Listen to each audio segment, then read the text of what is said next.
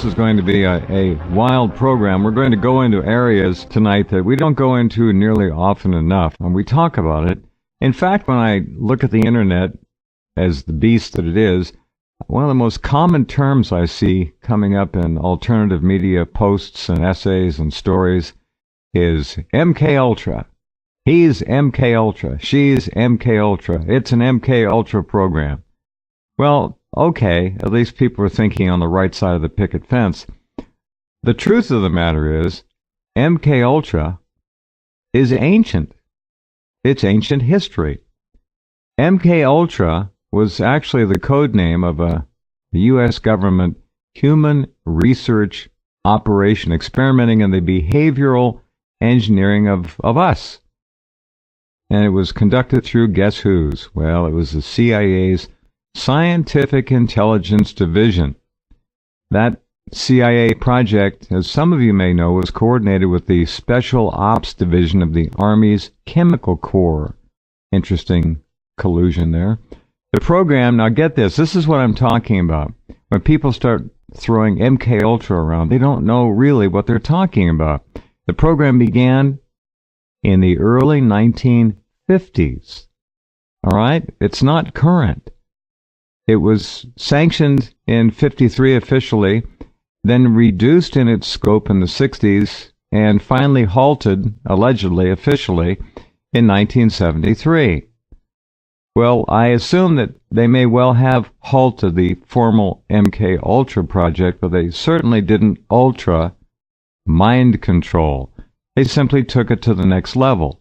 Now, that was 41 years ago.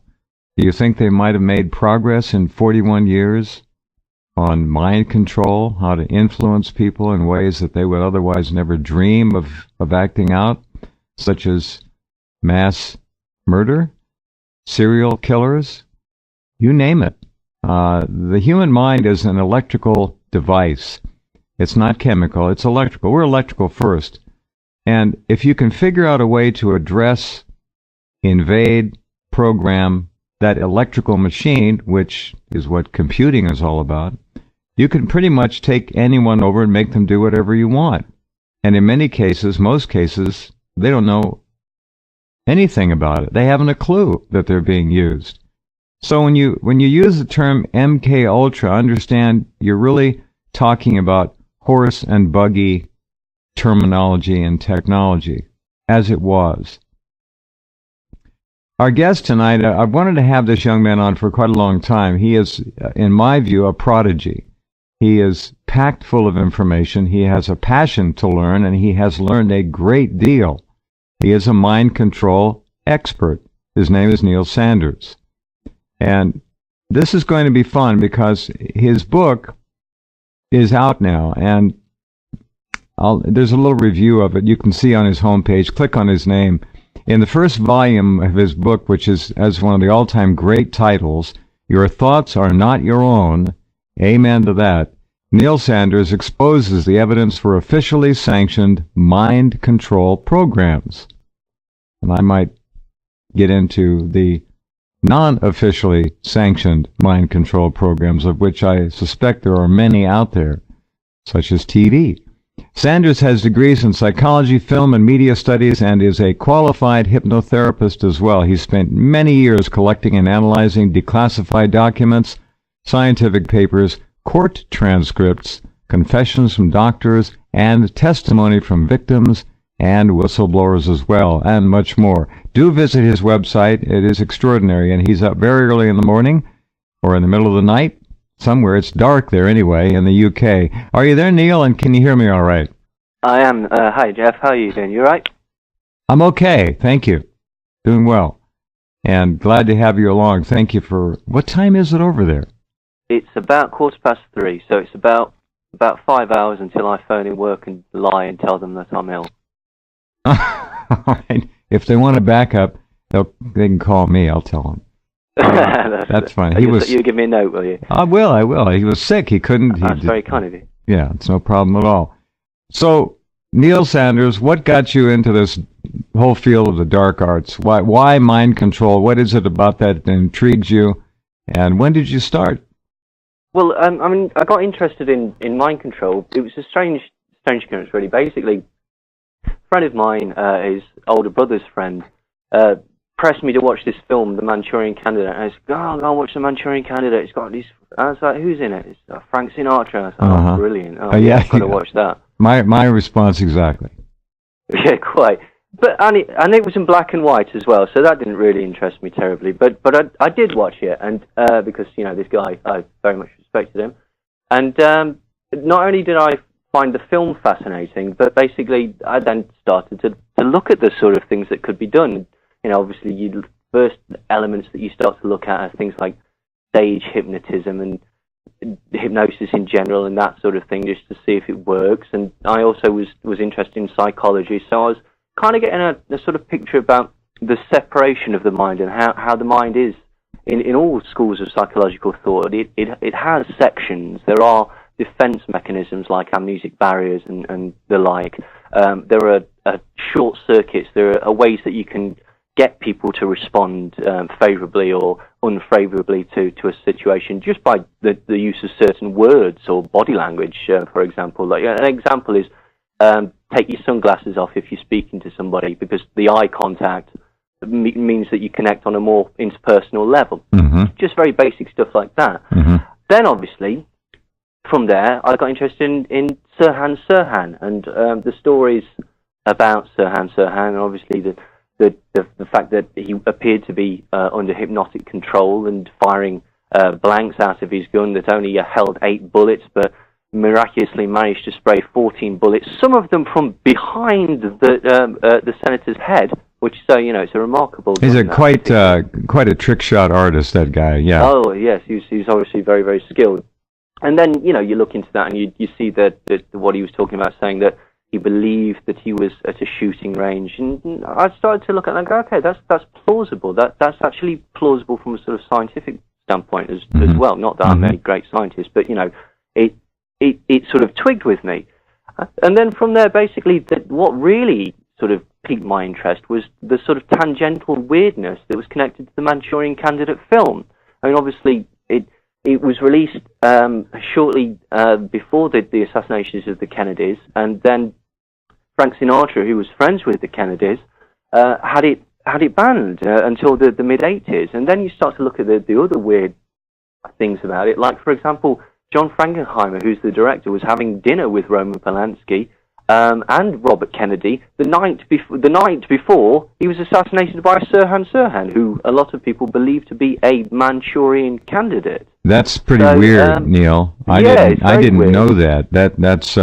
That's beyond the probabilities of coincidence. It gets a bit strange as well, because some of these could be coincidences, and they obviously are. But for example, Jay Sebring was the person that sort of stapled the toupee to Frank Sinatra's head, and he was also the person that supplied the drugs for the Camelot crowd, the Kennedys, the Peter Lawford. It was Jay Sebring that did that? Absolutely. I know exactly where you're going with this. This is going to blow our listeners' minds. Yeah. Well, Jay Sebring was one of the victims of the so-called Manson killings. He was killed by Tex Watson, August the 8th, 1969.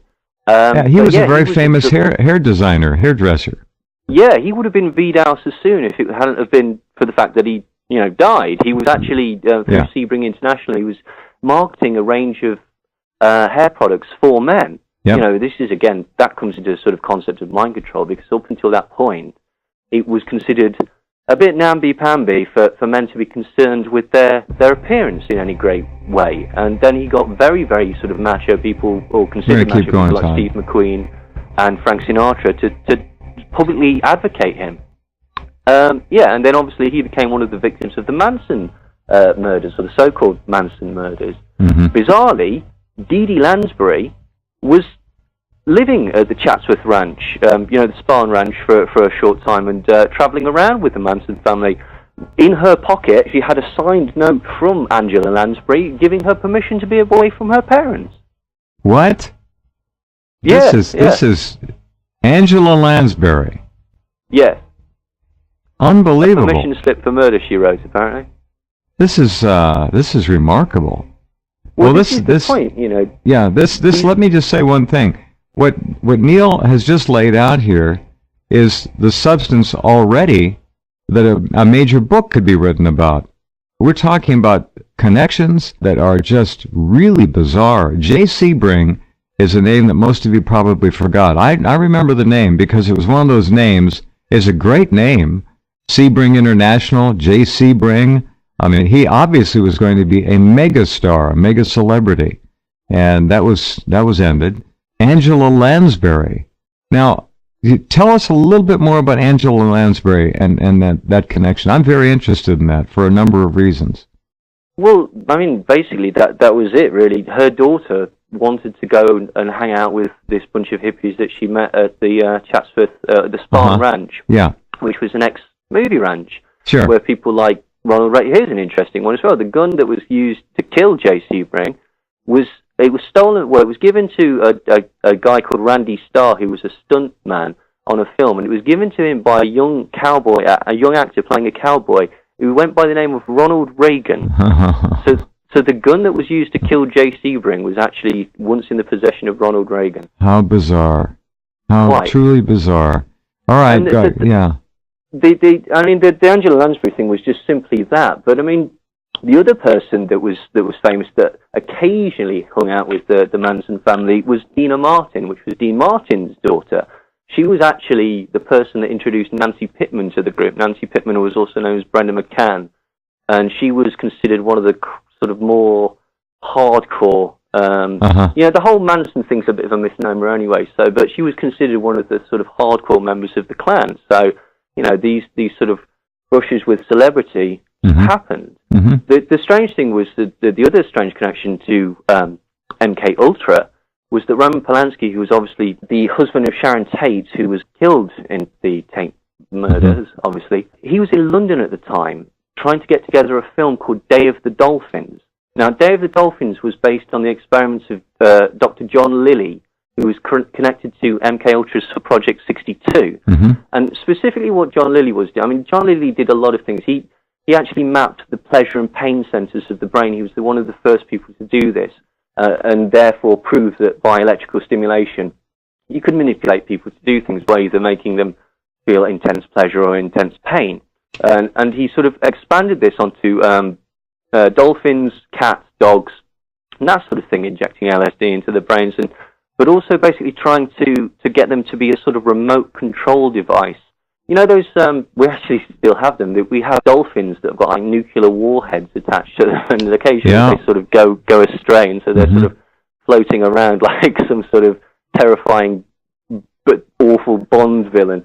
And basically they were doing that, and this was one of the things that they were doing in MK Ultra. Roman Polanski was actually trying to get a film about that scenario going, and he was in London at the time that his wife was killed trying to get this film Day of the Dolphin going. But in his film, the dolphins could actually talk, and they were going to be the heroes of the piece. But unfortunately, that vision will never see the light of day. No, you mentioned another name that's suitable for a program. I'd love to do more on Dr. John Lilly. What a strange dude he was. Absolutely. I've talked on this program about the so-called Lilly wave before. Now, the Lilly wave is a certain electromagnetic frequency. And I don't know if you know, let me tell this little quick story, Neil. You may find it of interest. Dr. Pat Flanagan went over to visit a friend of his in his laboratory, which was actually his garage in his home. He lived in a suburban neighborhood, and down every block, of course, were electrical wires and telephone poles and so forth, and transformers and all that. Well, Pat Flanagan went into the garage, and the guy he knew was in there working on a bench, and there was an oscilloscope there. On the oscilloscope was a waveform, which is well known. It's the Lilly wave. People in that line of work know the Lilly wave by sight pretty well. And he went up to his friend. He said, "What are you doing?" He said, "Oh, I'm just doing this and that." And he said, "What are you doing with the Lilly wave on there?" And his friend looked up at Pat Flanagan and said, "You're not going to believe this." He said, "Guess where it's coming from?" And Pat said, I don't know. He said, "It's coming from there." And he pointed to the wall plug. It was coming from the electric grid. And it didn't get there on its own. ControlInAmerica.com. Stephen Jacobson. all media is propaganda. All of it. It's a great quote. Well, it's true, and the mind control issue has been with us for a very, very, very long time. It's an ancient problem because mankind has been subjected to manipulation and control. We were born into a system of lies and deception right from the get-go, and so were our parents, born into the same kind of situation that many people accept as being the way things are simply as the result of habit and consider it natural and normal, and it's anything but that. The basic, very simple control of information throughout our lives. If we don't have all the facts on any given issue, our judgment can only be as good as the quality of our information. And if we've been fed half-truths and lies and missing information, then we are at a disadvantage. Two means by which we are manipulated and controlled. One is the control of information. The consolidation of ownership of the medium facilitates that and allows for the coordination of different media as part of a propaganda campaign. Right now, all media is controlled by a handful of multinational corporations. Back in 1980, a book came out, The Media Monopoly by Ben Bigdickian. At that time, it was revealed that 50 major corporations were controlling America's media. And as the book was revised, the new editions came out, that number kept getting smaller and smaller until now we have 5 major multinational companies that are controlling not only the information we have access to, but the entertainment choices. The trick is to change the state of mind to disarm it, to take its defenses down or otherwise modify them so they're no longer very efficient. And the material can go right into the subconscious without any kind of interference, judgment, or processing. Plunk right in. All right, Stephen, the techniques used to put the mind or the consciousness into an altered state, take it from beta down through alpha into theta, so it's mesmerized. And when it's in that state, and it's usually the old television flicker, although with HD, I'm not sure the flicker is still there anymore.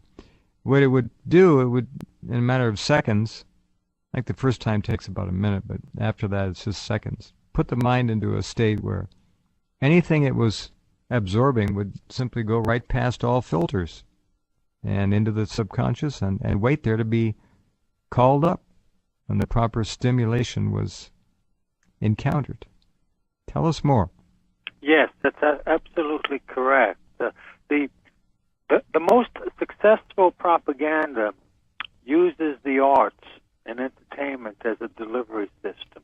And television is a good example of explaining both the principles of hypnotic programming as well as the techniques.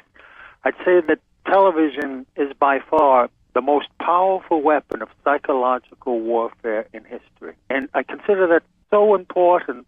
And yet, many people, if not most, don't think of television in those terms, as a weapon. How people think of television as simply an elective choice in terms of entertainment and information, when in point of fact, the television is the boss.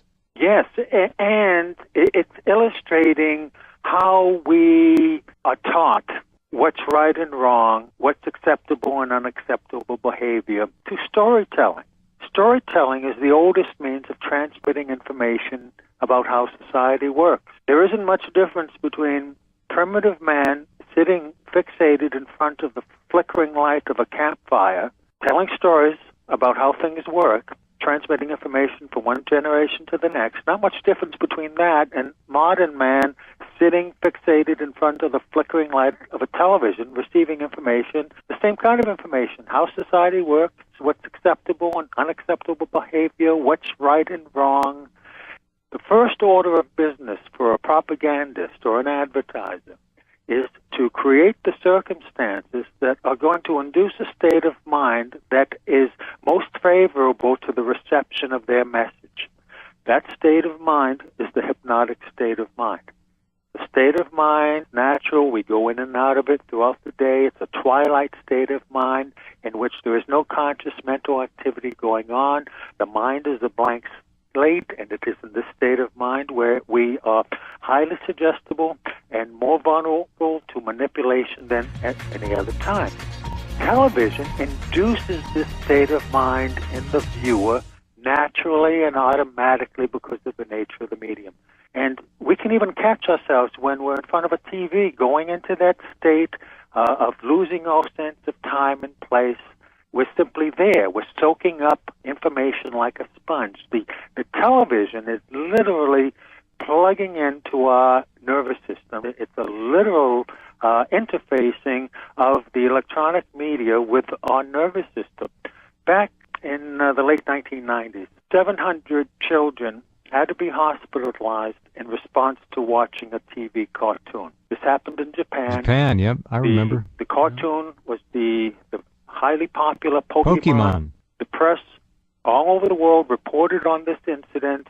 What happened was that strobing flashes of light pulsated from the eyes of one of the cartoon characters, and this caused epileptic-like seizures. Hold on, Stephen. Hold on, would you please? We have to pause right there. We'll come back. Stephen. Okay, we're talking to you about things that control you, not necessarily through conversation or the auditory vector, but through the eyes. And then the ear is second, but it's the eyes that tend to lead you. Although music is quite compelling in its own cadences as well. It's an all fronts assault on you to disarm you and make you amenable to all kinds of input, which they design ever so carefully. Nothing is really left to chance. Stephen, please go ahead. Regarding children and television, prior to the advent of TV, you never heard about attention deficit disorder. Didn't exist. Nope. And what's happening here is that the quick cutting patterns that were developed in TV commercials and music videos, they cause a corresponding chemical electrical impulse in the brain. And that releases endorphins that have a drug-like effect on the body. So a child can sit motionless, fixated, watching television, and when they're away from the television, they have all this nervous energy, can't focus, their attention, can't sit still, and that's because they're looking for the same kind of drug-like effect that they're getting from TV and other kinds of activities, and they're not getting it. Another illustration of this plug-in effect that television has with our nervous system, because we've already been changed as a population by illustration of hypnotic programming. Using, for another example, the news broadcast that everyone has grown familiar with, both your national news and your local news broadcaster. If you think about it, regardless of the background of the newscaster, regardless of their ethnic background, whether they be black, white, Oriental, Hispanic, doesn't matter, with few exceptions, they all speak the same way. They have a pattern of speaking that the public has been conditioned to accept as the means by which we receive true factual information. The newscaster looks directly into the camera and into the eyes of the viewer, which is another hypnotic technique. The newscaster is an authority figure, which is another element. People will tend to accept information even if they don't understand it, if it is coming from an accepted and respected authority, and then the information repeated over and over and over again until it becomes a conditioned response. This not only happened in the days of television, but even before television, in radio. The famous broadcast of Orson Welles' dramatization of H.G. Wells' War of the Worlds caused panic in this country. No, classic. Yes, people actually thought New Jersey was being invaded by Martians. Well, I would have if I'd have been back there then. It was done very realistically. The reason for it was that the dramatization was done as a news broadcast. Yeah, and news even then was considered hallowed ground in terms of questioning it. I mean, that was the oracle of God, news. Yes. And it shows that even then, the the population had been programmed and conditioned to accept the format as the means by There which you go. we receive true, factual information. Exactly right. And Yeah. it just wasn't so. Isn't it amazing the amount of sophisticated, absolutely complete control that they're working toward now, cradle to grave? Well, Yeah. it only shows their paranoia and their fear. Correct. They're afraid of us. They have fear too. You see, they keep us entrained and entranced via fear, anxiety, anticipation, and all the rest of those related synonyms. And yet, on the other side of the coin, they themselves are driven by fear that we might become out of control. And wake up. Right? And that's what they're trying to prevent. And that's essentially a spiritual condition. The mind control issue is first and foremost a spiritual issue. Its foundation is spiritual. The mind is the gateway to the soul. That's why there's mind control issue. And we, en masse, humanity, is at the threshold of an awakening that they seek to prevent. Because if people wake up means come into an awareness, a spiritual realization. Because that's the only thing that's going to solve the problems that we face.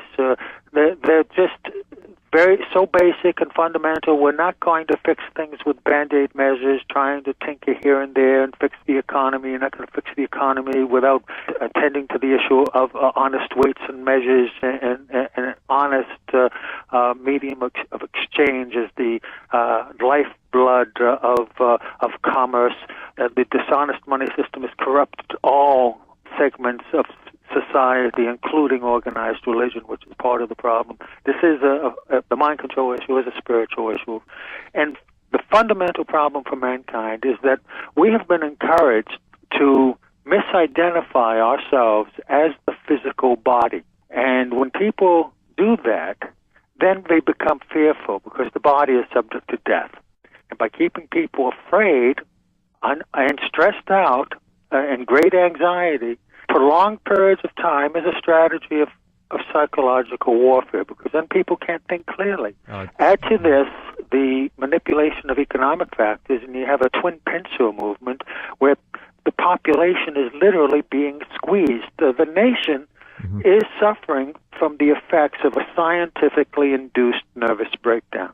That's what we're seeing all around us. We are the first media generation that caused a psychological standardization that later was fragmented, and so that different groups can be spoken to individually and programmed individually. The real issue, it's a spiritual issue. And spiritual consciousness is the only solution to the problems and suffering of material existence. And it's on that platform where we have our power, because it requires us to look within for the answers, and that's the only way we're going to find them. We've been conditioned to look outside of ourselves for the answers and to use our mind in an analytical way to think our way out of a problem. Right. Thinking got us into this mess. It sure did. And the quality of our thinking has to change. We haven't been taught how to think. We've been taught what to think. And God forbid that we learn how to think, because that's what these guys are afraid of. There are more of us than there are of them, and the only way they can control and manipulate the large masses is through illusion and deception. And it's like the Wizard of Oz behind the curtain. Exactly. And the cultivation of this anxiety and fear is astoundingly profitable. Look at the psychopharmacological maniacs at work coming up with these fluoride-based drugs, SSRIs, all kinds of psychotropic medications, which literally, if the television and the lifestyle and the peer pressure and the media and the self-absorption and the narcissism of the physical body doesn't do it, these drugs will. And they'll seal the individual permanently into a crypt of morose behavior and absolute obedience to a paradigm that is antithetical to human life as it used to be.